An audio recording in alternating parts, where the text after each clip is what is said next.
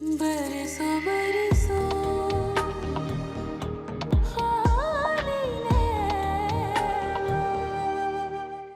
तुमने क्या बहुत मुश्किल में हूँ। हालात ही ऐसे पैदा हो गए। मेरे पास जॉब छोड़ने के अलावा और कोई ऑप्शन नहीं है। बताया महविश को मेरे बारे में?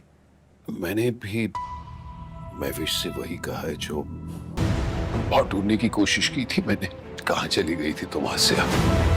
छोड़कर मतलब तुमने मार दिया उसकी माँ को?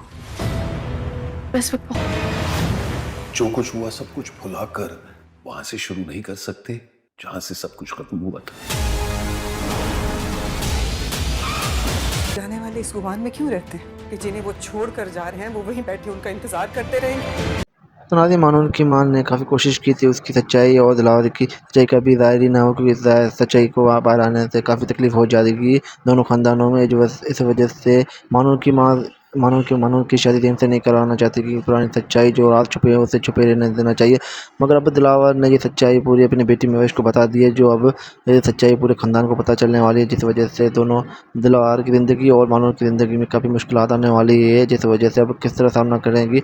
मगर दिलावर को अभी भी कोई इस बात से कोई टेंशन नहीं कि सच्चाई आने के बाद मेरे सामने कितने मुश्किलात के सामने पहाड़ खड़े होने वाले हैं, जिस वजह से मैं किस तरह उसको सामना करूँगा।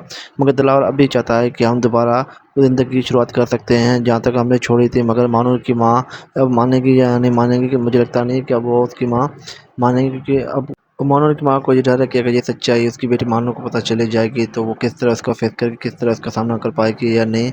उस मानूर की माँ का चेहरा शर्म से झुक ही जाएगा जब ये बात मानूर को पता चलेगी। अब देखते हैं क्या दिलावर मानूर की माँ को इस बात के लिए राज़ी कर सकेगा या नहीं कि हम दोबारा वहीं से ज़िंदगी जहाँ छोड़ी है वहीं से ज़िंदगी शुरू करें।